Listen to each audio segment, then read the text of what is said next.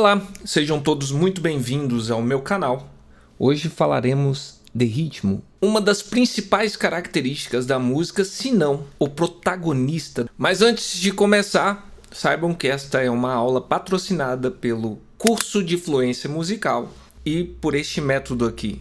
A música pela teoria é um método que nos possibilita mergulhar nas raízes da música guiados pela teoria musical, filosofia e história. São 20 capítulos e diversas imagens que explicam detalhadamente os fenômenos da música. 80 exemplos em áudio. Mais de 100 exercícios com gabarito para testar o seu conhecimento. A música pela teoria é o que faltava para você desenvolver sua música. Então, se você ficou interessado por esses conteúdos, os links deles estão aí na descrição do vídeo.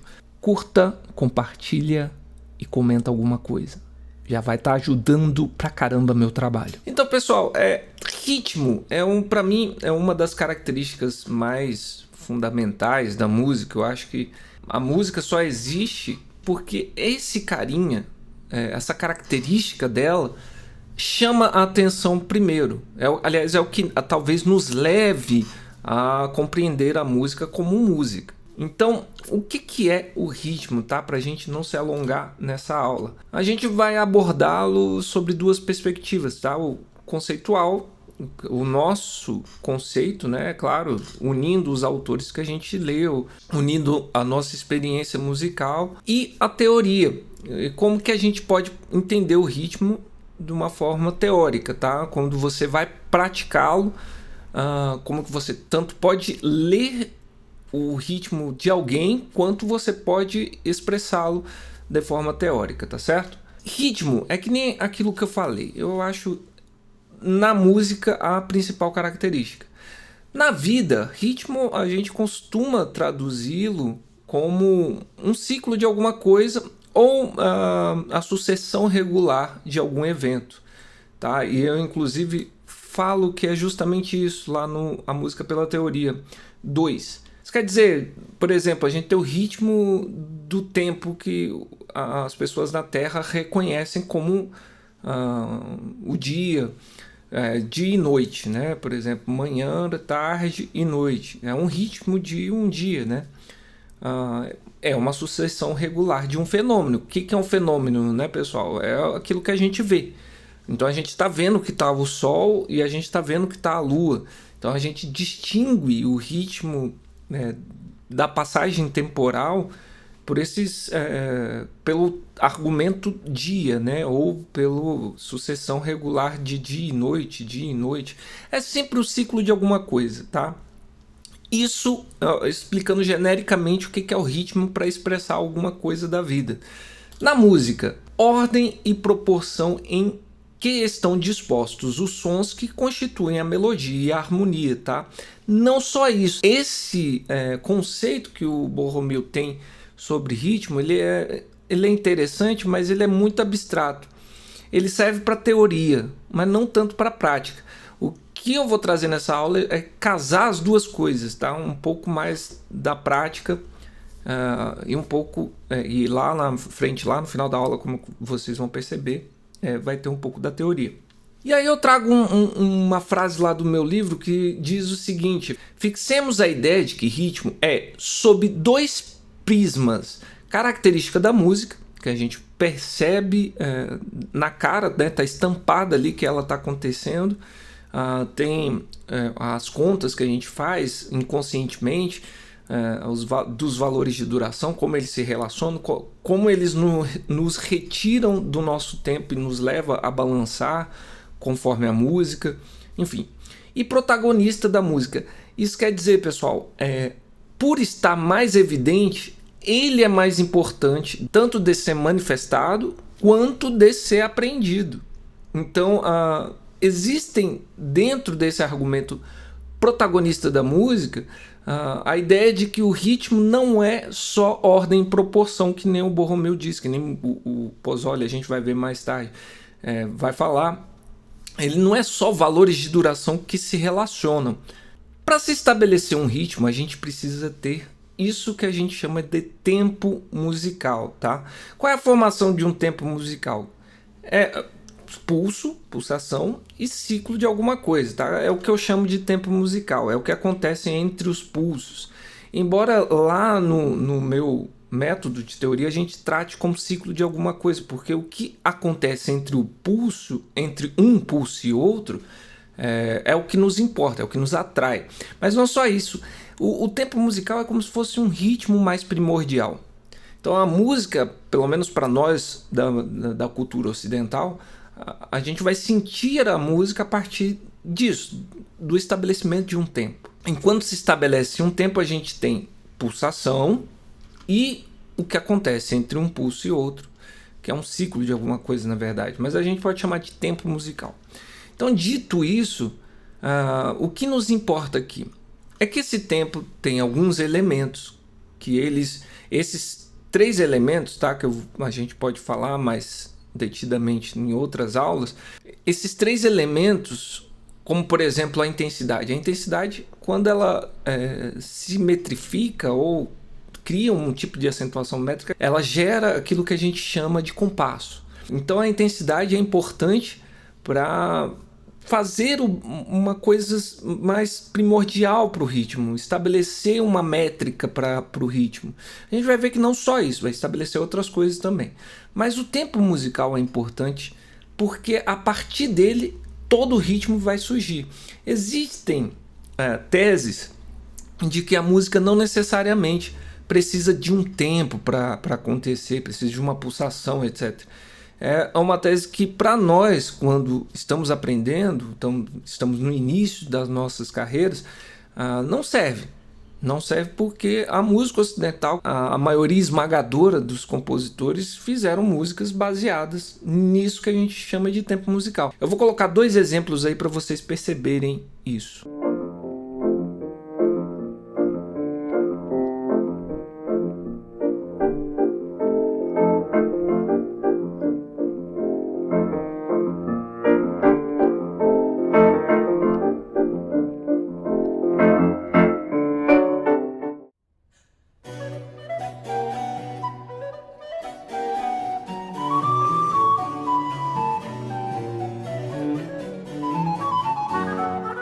Agora veja, o tempo como nós conhecemos é uma coisa recente, tá?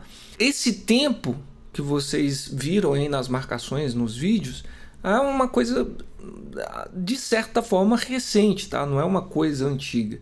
Antes disso se praticava o tempo pela poesia, tá? Pela prosódia. Então quando se tinha uma poesia, você dava a métrica da pulsação a partir das rimas, né?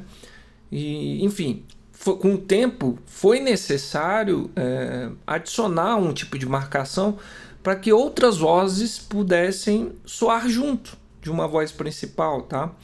E esse não é um assunto importante. O que importa para nós é que o tempo é fundamental para compreender o ritmo. E eu digo mais, ele é um ritmo primordial. Quando a gente estabelece a pulsação de uma coisa, 1, 2, pronto, eu estabeleci o tempo, né, uma pulsação primordial e fiz um ritmo em cima, né? Eu fiz, vamos dizer assim, valores de duração sobre esse tempo. É claro que a gente não escuta o tempo, tá? O músico, ele desenvolve a habilidade de sentir, de balançar e de manifestar esse tempo por meio dos valores de duração, tá certo? Como o Borromeu diz, é ordem e proporção. O que isso quer dizer, pessoal? Ordem e proporção. A ordem é determinada pelo elemento da intensidade, tá? Lembra lá que eu falei que o tempo musical tem alguns elementos, dentre eles a intensidade. Isso se dá de 2 maneiras, pela forma de compasso e como os valores de duração se unem para gerar um ritmo. Pessoal, o meu método aborda os compassos de uma maneira específica. Quando a gente fala forma de compasso, quer dizer que existem formas de acentuação métrica das intensidades ou do elemento da intensidade. Então é uma forma. Então quando a gente tem uma forma de compasso, isso quer dizer que a gente tem uma ordem estabelecida para o ritmo. É uma ordem. Lembra que eu falei do tempo musical já é um ritmo primordial? Os valores de duração que vão se relacionar com esse tempo musical, eles precisam de uma ordem, tá? E não só isso, essa ordem, né, da forma de compasso é uma ordem mais primordial, depois, é claro, do tempo musical. Mas ela estabelece também o que a gente vai chamar de relações, né? Como os valores vão se relacionar. Por exemplo, um valor mais longo com um mais curto. Uma forma de enxergar a ordem é quando o compositor coloca uma duração mais curta aqui, se relacionando com uma duração mais longa, e vai criar uma ordem com esse ritmo, né? Lá na frente essa duração vai ser justificada e etc. Essas durações vão ser justificadas e etc. Isso é uma ordem também, tá? É muito mais complicado, mas na prática o músico precisa sentir isso, perceber isso, essas ordens, porque elas, pelo ritmo, elas que são importantes de serem escutadas pela audiência, né? Então, quanto mais cedo o músico percebe, olha, tem uma ordem rítmica aqui e tem uma ordem rítmica aqui. Ela repete aqui nesse trecho, ela vai repetir nesse trecho. É essa ordem que é mais importante do que os valores de duração, aquela coisa de célula rítmica, etc. Essa ordem, quando o músico entende isso, ele está pronto para fazer de uma maneira mais expressiva a música. A proporção define os valores de duração que se fundam no movimento do tempo musical. Lembrando que o movimento do tempo musical é outro elemento do tempo, tá?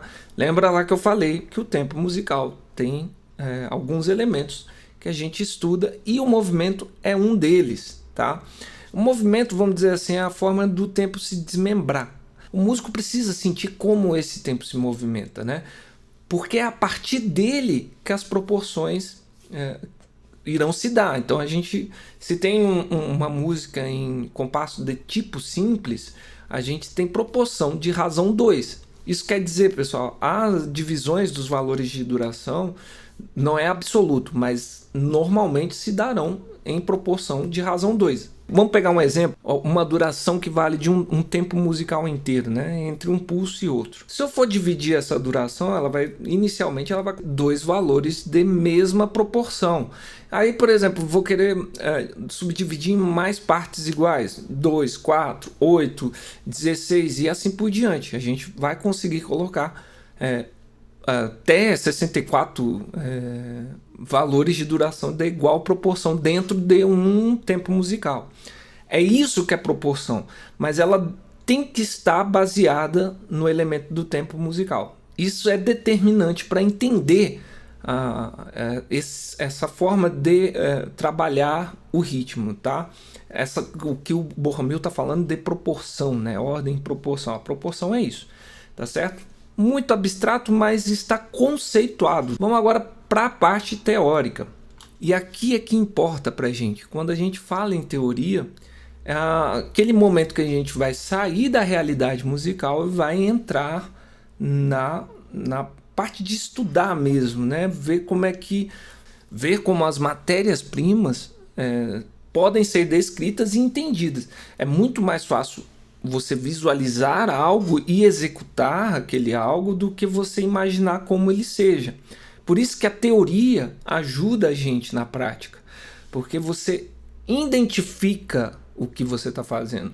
Você não só isso, você descreve, né? Você pode descrever, olha, eu quero tal música em compasso binário, de tipo composto, os valores de duração estão assim, assim, assim, o ritmo é esse. Às vezes você está estudando uma música, ao escutar um som você consegue identificar o que está sendo feito ali e reproduzi-lo. Isso que é o interessante da teoria. Não é essencial, a prática é sempre mais importante que a teoria musical, mas a teoria nos guia nesse burilamento, nesse aperfeiçoamento tão necessário para nós músicos, né? Enxergar a realidade do que se faz, enxergar o que precisamos fazer, descrever isso, entender o que o outro músico está falando, enfim, é muita coisa que poderia ser dita que nos leva à reflexão do porquê trouxemos esse próximo passo da aula. Entrando na teoria, a gente traz esse argumento do Pozzoli. O ritmo é a divisão ordenada do tempo.